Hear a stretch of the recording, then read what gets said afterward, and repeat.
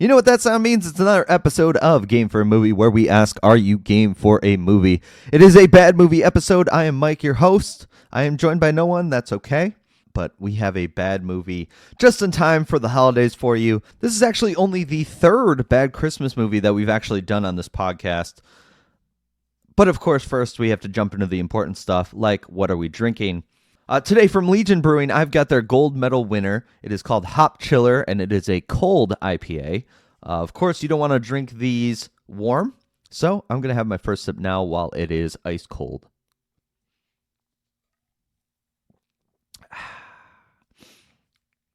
That's actually pretty solid. I do like that a lot. So that is Hop Chiller from Legion Brewing, one of my favorites here in North Carolina since we moved here. I recommend it for you. I hope you are all having a wonderful holiday season. Obviously, this is a bad Christmas movie that is coming up that we're going to talk about in a little bit. But as I'm recording this, it is the 7th night of Hanukkah, and when I release it, it will be the 8th night of Hanukkah. I hope you are having a wonderful Hanukkah if you celebrate. And if you celebrate Christmas, I hope you have a wonderful Christmas as well. Let's get talking about this bad movie. So the bad movie I've got for you this time is a little bit of a weird one. This is one that came out in 2012, December 4th, 2012. It's called Elfman. And basically there's one actor that you're going to know, but you're not going to know their name if I read their actual name, which is Jason Acuna. That is Wee Man from Jackass fame, if you've heard of that at least.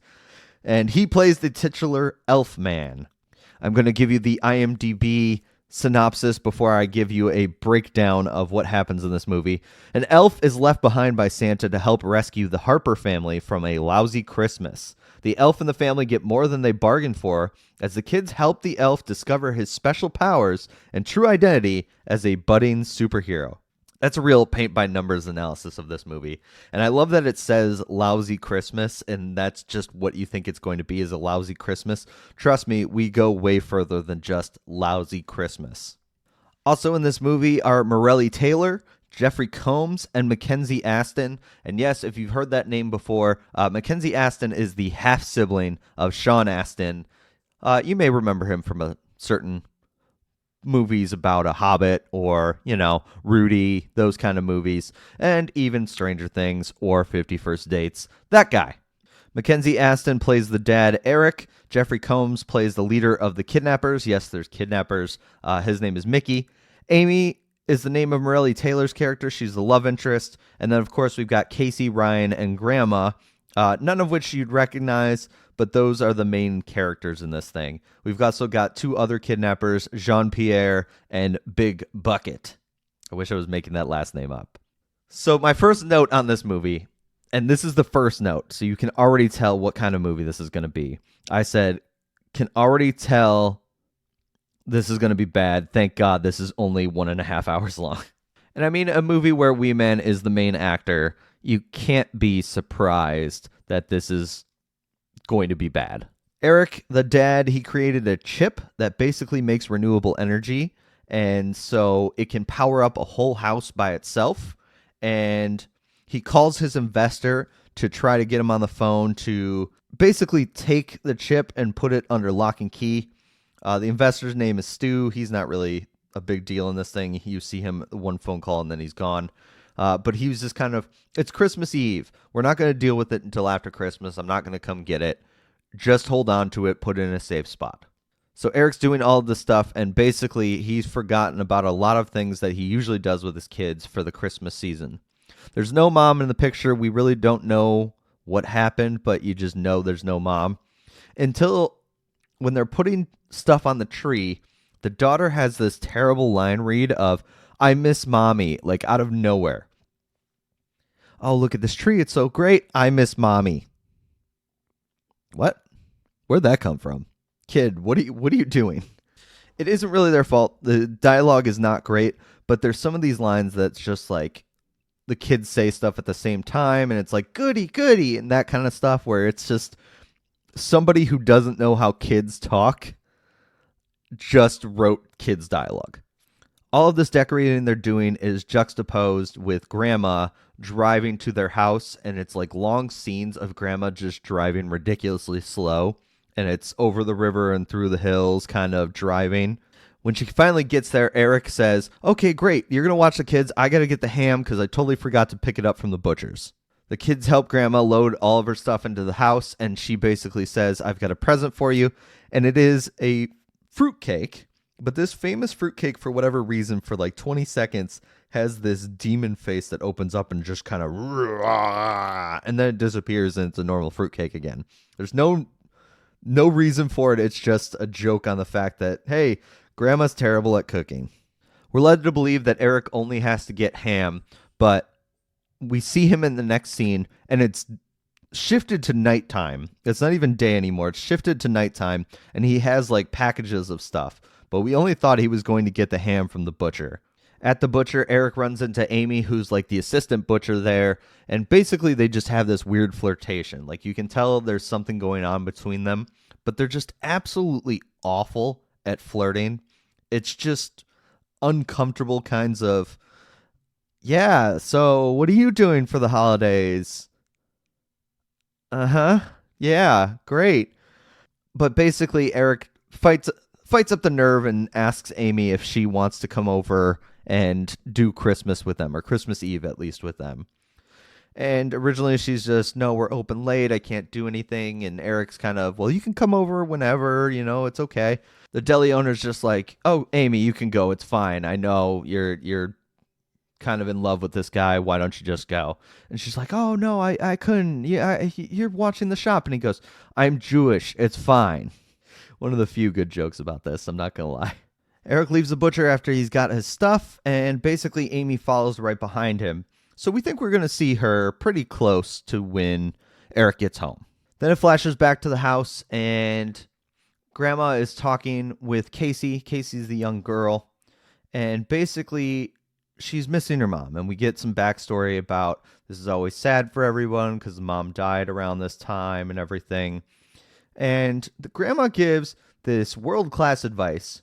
She isn't ever coming back. So Casey basically drops it because, she was just told that her mother's never coming back and doesn't love her pretty much. And Grandma gives this little elf toy to Casey and basically says, if you have a Christmas wish, you wish on this elf and it'll come true. They'll work hard to make it come true, and it only works on Christmas and everything like that.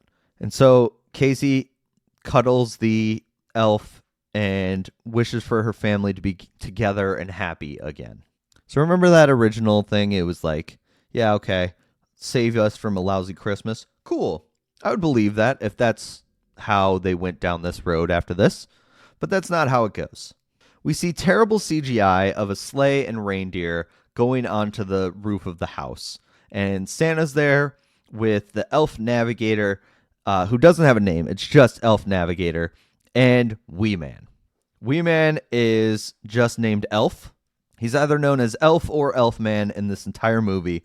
So Elf is in the back, and he's disgruntled because he finally gets sleigh duty, which is great. Everybody wants sleigh duty. But his job is just scooping up reindeer poop so that there's no sign that Santa was there.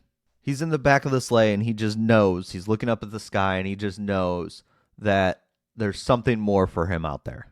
Meanwhile, we go back to town, and we see Eric, and he's getting into his car, and everything's great.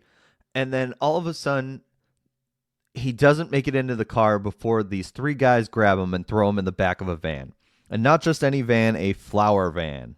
This is going to be a real lousy Christmas if the dad gets murdered. Obviously, they want the chip. They want him to tell them where it is, but he's not going to tell them.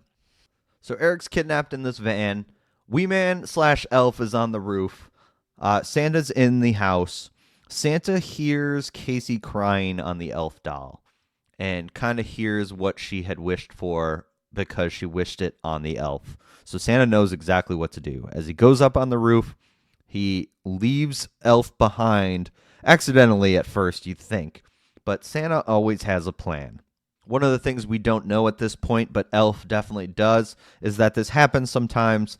He needs to figure out the wish, resolve it, all before Santa gets back by the break of dawn.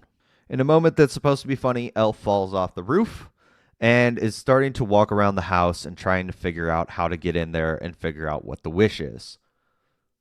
At the same time, the van drives by with the kidnappers and Eric sees the shadow and is just like, yeah, this is my security. You have no chance to get in there. And then they see Elf walking around and see his size and the stature and everything, and they're all, we're going to be fine, except for the main guy who thinks he's a troll.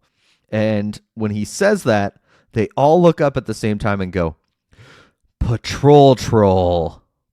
And a thing of beauty that actually is one of my other favorite parts of this movie. There's 3 parts that probably are my favorite parts of this movie. There's the Jewish deli owner who's just like, I'm Jewish, what do I care? There's Patrol Troll, and then there's something else coming at the end. The main kidnapper has apparently dealt with trolls before and thinks that the one troll is going to stop them from breaking in and stealing the chip. That's enough for the kidnappers to feel like they have to regroup and figure out their next plan. So where do they go? They go to the abandoned barn that's pretty much right across the street from the house. Elf is trying to find a way inside the house, and he doesn't want to wake anybody. I don't know why, because again, we didn't know it at this point, but now knowing, it doesn't make sense that he doesn't want to know what the wish is. Because if he doesn't do it, then Santa doesn't pick him up again until he solves the wish, pretty much. Or at least that's what they made it seem like. So he's trying to sneak into the house, and he is able to create like this doggy door in the window that he can sneak through. It literally is. He uses magic to make this door that really is like a doggy door. It can only push inside the house, and it can only fit his elfness or maybe a kid his size. When he's inside the house, he's exploring the house, and he sees cookies that Grandma has made that they are completely burnt. The whole joke the entire time is that Grandma's a terrible cook, and there's plenty of times where that comes into play. But he's able to turn these cookies, he's able to unburn them so that they're normal cookies, and he just starts chowing down. This is the part where I had a problem. So, like, they said during the synopsis that they're supposed to help him find his powers. But he already kind of knows how to make a doggy door, and he also knows how to unburn cookies. Are we just supposed to, like, believe that he doesn't know about his other powers? Does he just forget about his other powers? Does he just think these are the only 2 things he can do? Now we go back to the kidnappers, and we kind of learn a little more about them. Mickey is the leader of this group. He's also the one that is most, I'll say, cautious. I don't really mean cautious, but he's the most superstitious. He's the one that saw the troll and was kind of like, trolls are bad luck. We can't fight a troll. The other 2, one of them's name is JP, or Jean-Pierre. He has a terrible French accent the entire time, like, omelette du fromage, oh my god, sacre bleu. And the final one is definitely the muscle, but also like the smartest one of them. His name is Big Bucket. I don't know why he's called Big Bucket. I really wish he had a better name. Mickey tells Big Bucket that he needs to figure out how to turn off all the cell phones, signals, and all the lights on the street, as well as he needs to go to the store to get Troll Off, which is really what it sounds like. It's like the bug spray off, but for trolls. It also becomes pretty apparent at this point that Mickey doesn't trust JP, so he leaves all this up to Big Bucket because he really just trusts Big Bucket. So Big Bucket goes off to do all the chores that he was assigned. So the kids, Ryan and Casey, they hear something downstairs, and they go downstairs. Ryan's trying to be a tough guy, but Casey recognizes that it's the elf she kind of wished for that's supposed to make her wish come true. Elf doesn't want any part of it. He doesn't want to help out or anything like that. But Casey basically gets him to admit that if he doesn't, Santa's not going to take him back to the North Pole. He kind of agrees to vague, I want my family together, and I hope we're happy.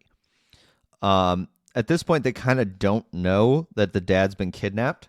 They just assume he's taking his time in town and just hasn't gotten back yet. And that's when the doorbell rings. After like 4 hours, it seems like, of in-movie time, Amy has finally gotten there, and they need to hide the elf, as well as they pretend that Eric, the dad, is there for some reason. And I still don't know why they did that, but they pretend he's there. So they have the elf go into the shower and start singing and turning on like shavers and blow dryers and stuff like that, just to give the appearance that he's there. I don't know why they're pretending that he is home. They could just say that he hasn't been home yet. And even grandma's in on the joke and knows that the elf is there. And so it just doesn't make sense to me. Like, yeah, okay, hide the elf, for sure. Hide the elf, because nobody's going to believe that you have a freaking elf. But why are you pretending the dad is there if he hasn't gotten back yet? Now that the elf's in hiding, Amy's at the house, and the kidnappers have Eric. It seems like a good time to give a shout out to our winner that guessed the bad movie first. That is your next favorite movie podcast. At YNF Movie Pod on Twitter /X/ whatever the fuck we're calling it. He's taking a little break right now. He hasn't done an episode in a little while, but the premise of the show was Josh G interviews people about some of their favorite movies. One of the first people that followed us on the Bird app, or whatever the fuck it's called now. Even though he hasn't put out an episode in a while, he's still talking movies. Honestly, it's great content. You see his Letterboxd every now and then, as well as some of the movies he's seen. Even though he hasn't released an episode in a little while, you still get some of his Letterboxd. He's always watching movies. You can see some of his opinions on movies, as well as some of his favorite things. Highly recommend checking out Josh G's page, Your Next Favorite Movie Podcast, at YNF Movie Pod on Twitter /X/ whatever the fuck we're calling it. I'm going to say that as long as it's Twitter or X or whatever. He was the first one to get it, so he gets a special shout out on the show. We have played his promo before on the show, but he just wanted to shout out on this one just because he hasn't released an episode in a little while. I hope he gets back to it, and if he doesn't, that's okay. That's his choice. All right, so now we're back. So Amy's in the house. The elf is in the house pretending to be Eric, and Eric is at the barn across the street with the kidnappers. Grandma is trying to appease Amy by keep giving her food that's just absolutely god-awful, and including eggnog that has like turkey eggs in it. That's kind of the joke.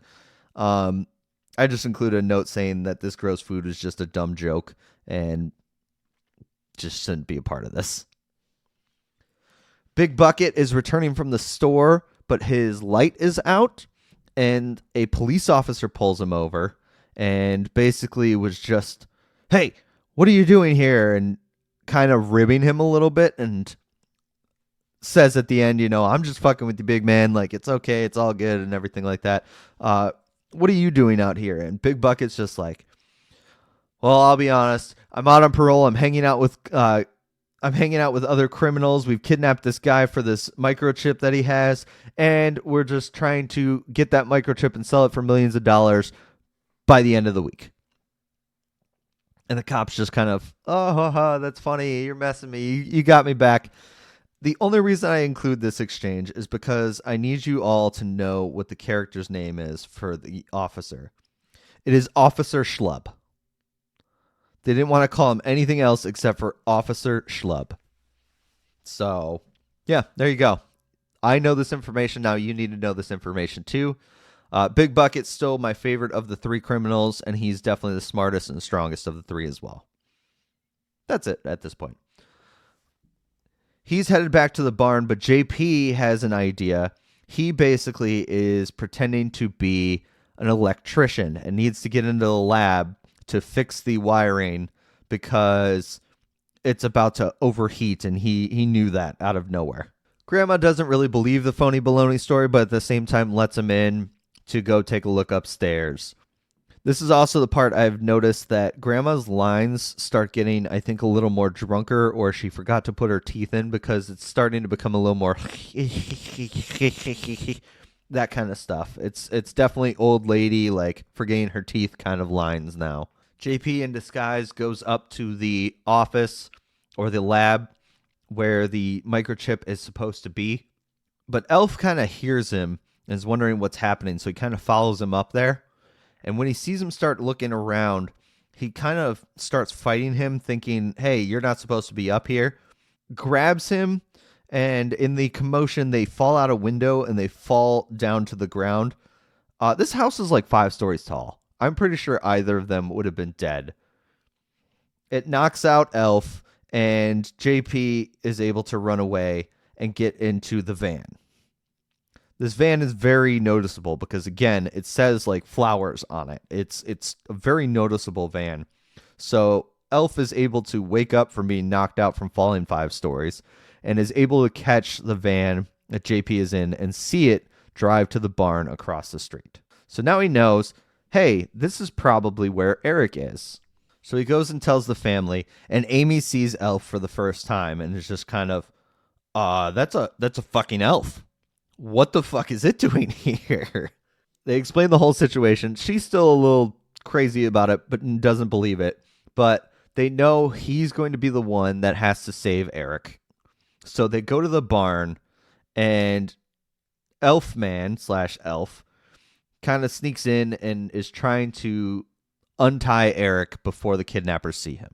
He's almost there getting Eric untied when Mickey comes in and sees him and holds up this brand new can of Troll Off. Once again, some of these jokes, man, they were desperate. So Elf, not willing to be sprayed with this Troll Off, runs away and goes into this further part of the barn, and everything he grabs turns into a toy for some reason. So all of it's like magically turning into a toy, and he's just kind of like, well, shit. Okay, I gotta get away from this. So he gets outside the barn and waves his fingers and makes the hill to the house just covered in snow, like a snowboarding hill. And then he's able to turn a 2x4 into a snowboard and snowboard away from them. And this was actually, I think, a smart decision. It's not filmed well at all, but Wee Man's background is skateboarding, snowboarding, that kind of stuff. Why not give him a snowboarding scene? If this was done right, this could actually have been a pretty cool scene, but of course they fucked it up. Too many cuts, so you don't see any snowboarding. It's just kind of his head and the snowboard, and then it's the bad guys realizing that it's all snow, and they're not able to catch up with him, and he gets to the house. So now the family is fully aware that Eric has been kidnapped, that they're trying to steal the chip, and that Elfman doesn't think he can do anything, so he doesn't want to help anymore. And of course it pisses off Casey, but he's just like, I'm just going to wait for Santa on the roof, and I'm not going to help anymore. You know what it's time for? A montage. That's what we need. A montage. Basically, they come up with the idea that Elfman needs his own costume to make him believe in himself. So they need to put together this costume. And so it's a montage of them trying different looks, trying different materials to make Elfman this costume. They haven't measured him or anything, but it's just perfect by the end because, movie. So Amy gets on and off the roof. It's very awkward both times when she gets on and off the roof, but it's in the middle. There's this big passionate speech of we need you to help and everything like that. And I think the scenes of her trying to get on and off the roof, she backs up to get on the roof and backs up to get off the roof. I really think it's to show off her butt in those yoga pants, which I don't think I would have been aware of if they didn't make it blatantly obvious. That's the thing about the whole thing. It was very obvious that they wanted her to lead with her butt. So that's the reason I think they did this. But she gives this whole passionate speech and basically gets Elfman to believe in himself and then gives him the costume. And he's kind of looking at it, and it's like, it's cheap, it's homemade and everything like that. It's not what you see on the cover quite yet. While the burglars are watching the house and trying to figure out a plan, Eric has been cutting away at his ropes, and he's able to get away and get back to the house. So he's safe now. And you're probably thinking, well, how did he get away? How did he have all that time? Well, he just had to cut the ropes and get across the street because the kidnappers decided they were just going to hang out across the fucking street from the house they're trying to break into and rob. The robbers now realizing that they don't have Eric anymore, and the family is kind of preparing this defense for when they come. Robbers get into the van and pull into the driveway. Grandma's looking out the window, and she looks at the van pulling in and goes, "Sunday's a-coming." I don't know why. And I said this movie really wants to be Home Alone meets superhero movie. Like, so badly, this is what it wants to be. You can tell that this is what it's looking up to, but it just never gets to that good point for either of them. It's a terrible Home Alone ripoff. It's an awful superhero ripoff.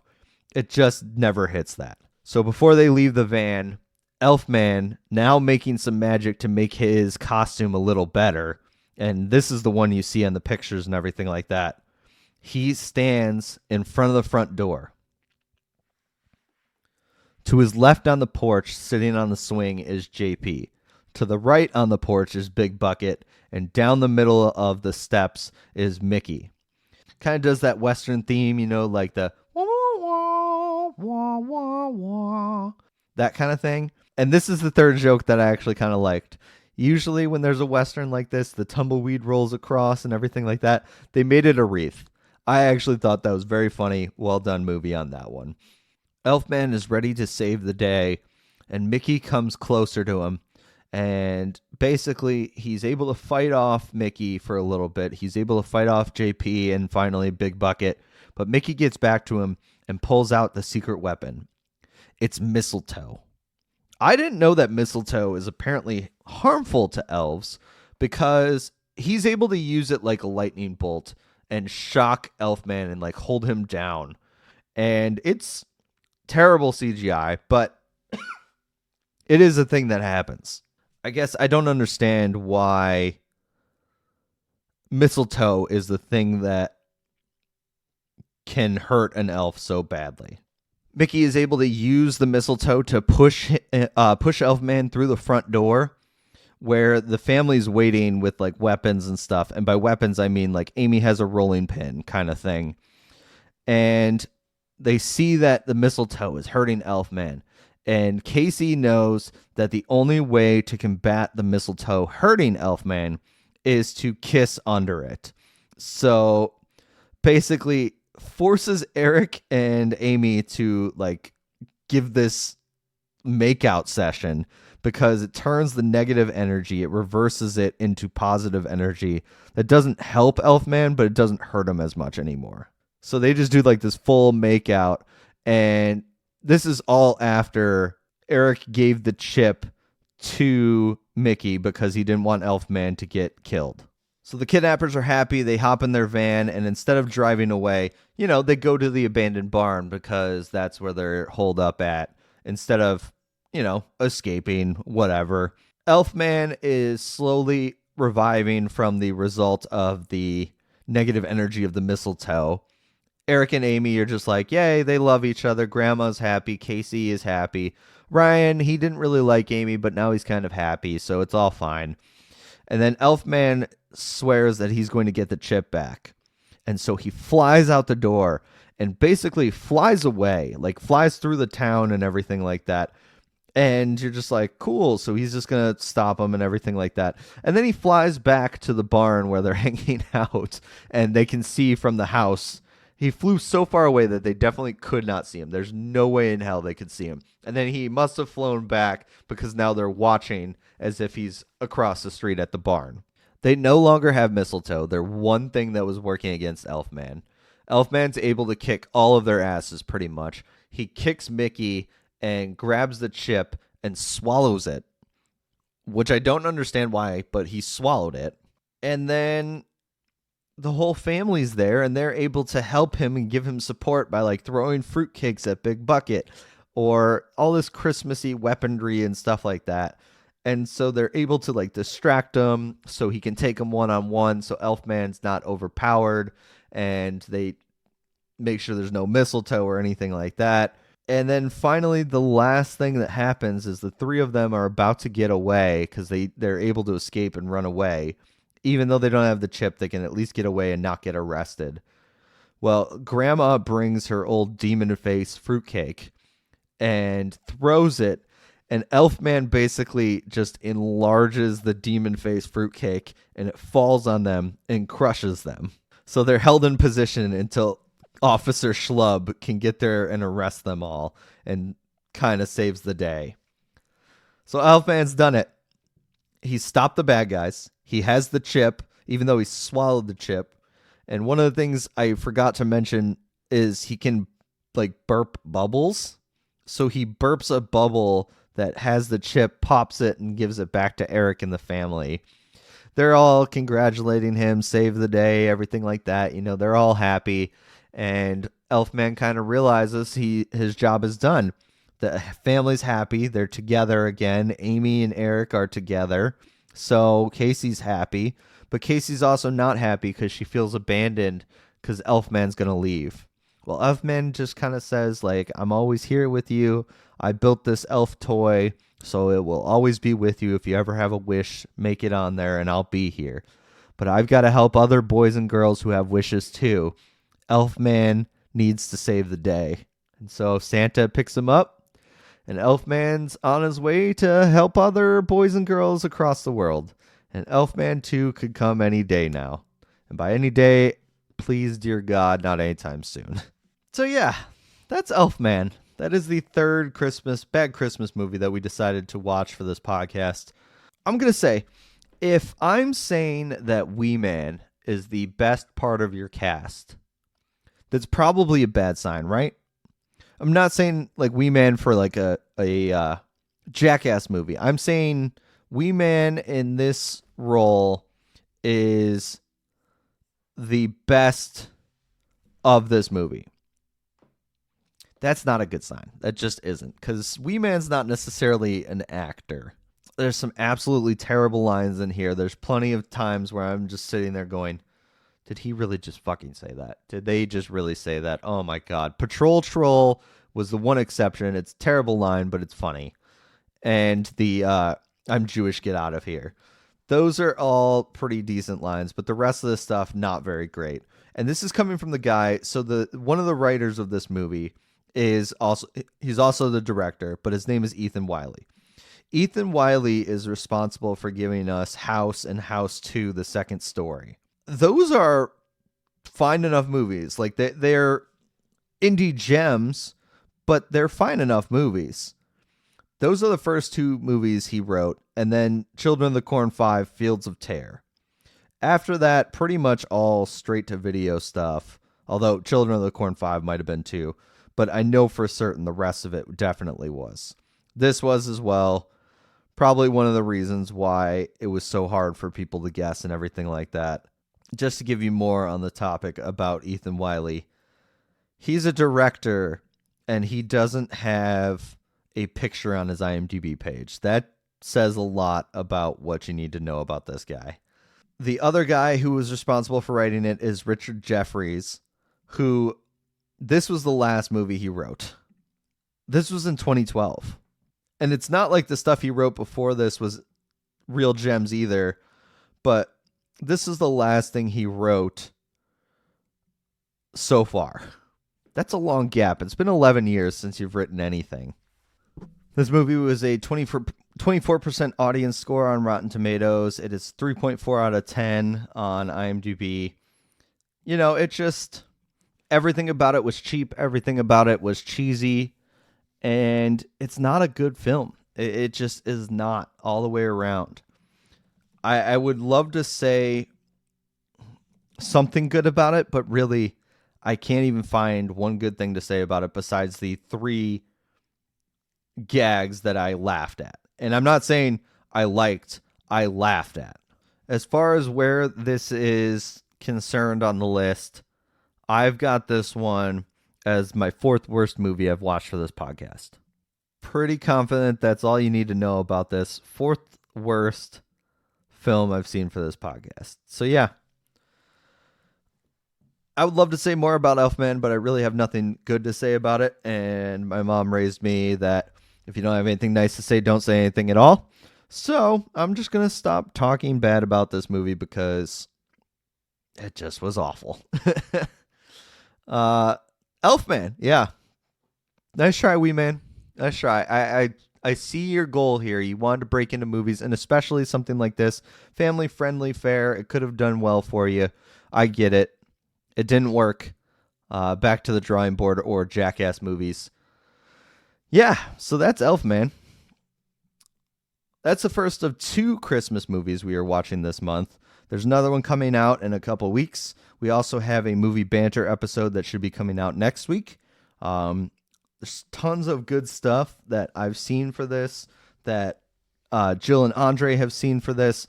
We're getting the whole crew back together. It will be really good. I have a lot to choose from of movies that I've seen recently, and I don't know what we're going to talk about. I'm actually looking forward to it. But yeah, so that was Elfman, the latest bad movie on this Bad Movie Podcast, Game for a Movie, where we ask, are you game for a movie? I've been Mike, your host for this episode. Thank you guys very much for tuning in. I'm glad you once again decided to listen to my lovely voice, my charming voice. Tell me some bad movies that you think we should cover on the podcast next. Always looking for the next worst thing. And we'll see you next time on Game for a Movie. Merry Christmas, Happy Hanukkah to all that celebrate. See you next time.